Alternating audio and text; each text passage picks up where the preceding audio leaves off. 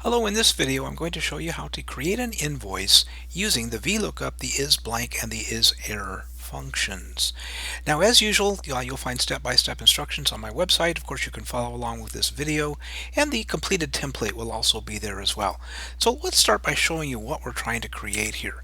So I have an invoice for Harry's Hatchery, and Harry's Hatchery has a price list, and that's kind of the key here to using the vertical lookup function, the VLookup function, is that we have a price list. And so we have item numbers, and that's what we're going to be looking up. We'll be looking up the item numbers. We'll then be having Excel automatically fill in the description and the price based on the item number that I type in. Well, let's go ahead and try it out. So I'm going to type in an item number of C-101. And when I do that, it automatically fills in the description of Rhode Island Red, and it fills in the unit price. Well, I'm going to go ahead and say that this customer has ordered 15 Rhode Island Reds, and then of course I have the extended price, and I have a subtotal computed, the tax rate, the sales tax, shipping if there were any, and then finally the invoice total. And I can continue down. Let's say I want to put in a turkey here. They're buying a T-101 version of a turkey. All right, we have a domestic turkey. Let's say they're only going to buy 6 of those. And again, now I just want to kind of caution you just a little bit. It's going to take a little while to build this whole invoice, so be patient as we do it. Remember, you can just go to my website. The step-by-step instructions are there, and you can also download this entire template, take a look at the formulas that are there. So I'm going to switch now to a blank template that doesn't have any formulas built in it yet, and so we're going to build the formulas as we follow along with what I'm doing here. So the item number, of course, is not going to be a formula. I'm going to be typing that in. The first formula we're going to put in is the description. Now the description is going to be looked up based on the item number. It's going to look up the item number that we find here and then going to return the description that corresponds to that particular item number. Well, let's go ahead and start with the vertical lookup function. Now, I'll just start typing here and show you one of the problems that we're going to solve right off the bat here. So we type VLookup. Well, the first thing it wants to know is the value that we're looking up. Well, in this case, this is easy. It's A12, no problems there. But then it says, after I put in a comma to separate, it says the table array. Well, the table array is on the pricing sheet, and it is a group of cells, a range on the pricing sheet. In fact, that group of cells on the pricing sheet is A3 through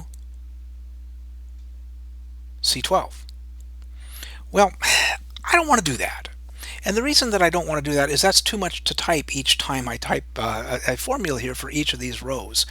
And if I just type in A3 through C12 and I copy it down, it will adjust because it is not an absolute. Of course, I could make them absolutely referenced with the dollar signs, but it's much easier to actually create a named range, and we're going to call it price list. So I'm going to go to the price tab, the pricing tab, and I'm going to highlight the price list. Now, as I mentioned before in some of my other videos here, these named ranges, once we name them, they kind of stay put. If you wanted to insert animals or different types of birds between here, you'd have to make sure it was between C101 and T102. Otherwise, you can learn how to work with a name manager. That's coming up in another video here. But for right now, we'll just be happy with this. This is the price list that we have. This is our items that we're selling. So I'm going to, after highlighting the cells that are going to be named price list, I go into the name box and I'm just going to type price list. Now, when you're working with names, there are no spaces allowed. So naming this range price list will make it much easier to deal with. All right, so I've done that, and I can check my name box to verify that it is, and yes, indeed, it's in name price list. Now I'm ready to go ahead and create the rest of the invoice. So I'll go ahead and go back to the invoice that I was working with here, and now I have the option of going into the description and using the VLookup. So we're going to start very, very simply. We're going to start with equals VLookup, as I showed you just a second ago. And of course a left parenthesis, and again you can use the little function dialog box if that's easier for you to work with here. Alright, so now the first thing it's asking me here is what value am I looking up? Well, the value that I wanted to look up in this line is A12, which is the item number that I'm going to be putting in, A12. And then I separate my arguments with a comma. And so now it says, okay, what is the table array? And I don't have to type in price list exclamation point, blah, blah, blah, blah. I just type in price list here. Don't have to refer to the sheet that it's on. And I'll go ahead and put in a comma, and now it wants to know the column. Well, if you recall, the column, and I'll go back to it here in a second just to remind you, that was set up with, in the left column, the leftmost column, we have the item number, then we have the description, and then we have the price. Well, we're looking for the description. That is in the second column. We don't worry about A, B, C. Doesn't matter where it is. It's the second column, so it is column 2. All right, then we go ahead and put in a comma here to separate that, and now it says, do I want true or false? And I'll explain this because we're going to get lots of errors as we work with this here. In this case, I want it to come up with an error message if it does not find that particular item number. I don't want it just to go down the list and make a guess. So I'm going to go ahead and type in false here. And we'll explain that later as we go because we're going to continue building this formula. All right, I go ahead and press enter. And again, I get an error, I get a false because there's nothing happening here. But let's go ahead and give it a shot. Let's type in C-101 and we're going to test it. And yes, indeed, it put in Rhode Island Red. Okay, so now we can potentially copy this all the way down. I'm not quite ready to do that because we're going to add a few other things here. But let's go ahead and give it a test here. All right, so I'm going to put in a quantity of 12. And then I want it to look up the unit price.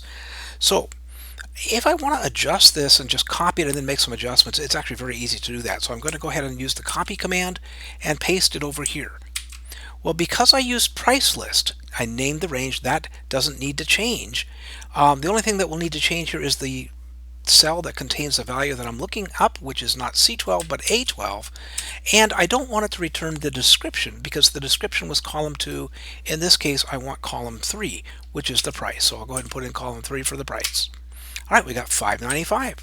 Let's try another one here and see if it works here. Let's try those turkeys again. It works just like it should. All right, so we're on a roll here in this case. Well, let's go ahead now and put in a formula for the extended price. So the extended price is going to be the unit price times the quantity. Okay, so far so good here. Not bad at all. All right, well, let's see if we come up with any kind of an error message here. In fact, let's just copy this all the way down for this price because that's a formula that doesn't need any VLOOKUPs or anything else here. I'm going to go ahead and copy my unit price all the way down. Now we're starting to see some problems here, aren't we? Okay, that's pretty ugly. I don't want to leave it that way. I don't want to have an invoice that shows a whole lot of invalid numbers and error messages here. So I'm going to modify this formula for description, and I'm also going to modify the unit price formula as well, so that if there is nothing in the item number, and that's the error that I'm getting, it can't find the number here, and I'll show you, I'll just verify that by deleting this value here. When I have nothing in here, it responds with an error message. So what I want this formula to do now is take a look at the item number and see whether or not it's valid. In fact, I'm going to go ahead and check and see whether or not it's blank. So I'm going to modify this formula now. And while I could use the formula bar up here to modify this formula, I'm going to go ahead and double click in the cell to make it a little bit more visible for me and you. Now I'm going to add an if function to this because I want it to do two different things. If it's blank, I just want it to respond with a blank value, not an error message. And if it's not blank, then I want it to go ahead and compute the VLOOKUP. So I'm going to go ahead and in front of the VLOOKUP add an if, and then a left parentheses, now the logical test, and the logical test is whether or not A12 is blank. So the function I'm going to use for that is blank. And in the parentheses, the argument is A12. So is A12 is blank.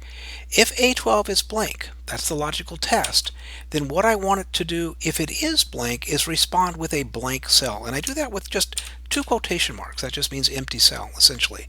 Then go ahead and put in the comma, and then if it isn't blank, if there is something there, then I want it to go ahead and look that up. Now I do need to make sure I close the other parenthesis here because I've added the if function here. And that is all part of the if function, and then I'll go ahead and press enter and we'll check it out. It worked. Now let's erase the value here in A12, and now instead of getting an error message, well, it gives me a blank cell. Now I can go ahead now and copy that formula all the way down, and that should take care of, oops, didn't not be far enough here. That takes care of the description. Now, because it's a very easy modification, in this case, I'm going to go ahead and copy the description over to the unit price. And of course, it gives me an error here because it's not correct. I'm going to change it again, double click in the cell, change C12 to A12. That's the value that I'm looking up here. And I'm looking up here again, A12, not C12. And of course, I want it to respond with column number 3, not column number 2. Perfect. Now I'll go ahead and copy down. All right, we're getting pretty close here. Okay, so if there aren't any item numbers, it doesn't respond with an error message. But I have another problem here. That other problem that I have here is the extended price is giving me an error. So finally, I need to fix this, and I need to put in another function here. I'm going to use the IsError function. So I'm going to say, hey, if this is an error, just make it a blank cell, and don't worry about it in this case. So I'll modify the top one here so that we don't have any problems here. I'll double click in it, and then I'll copy it down when I'm done. So I go to the beginning of the formula so I can use what's already there, and this is going to be an if function again. So if left parenthesis IsError. Now what I'm checking to see if it's an error, what is an error or not, is the unit price times the quantity.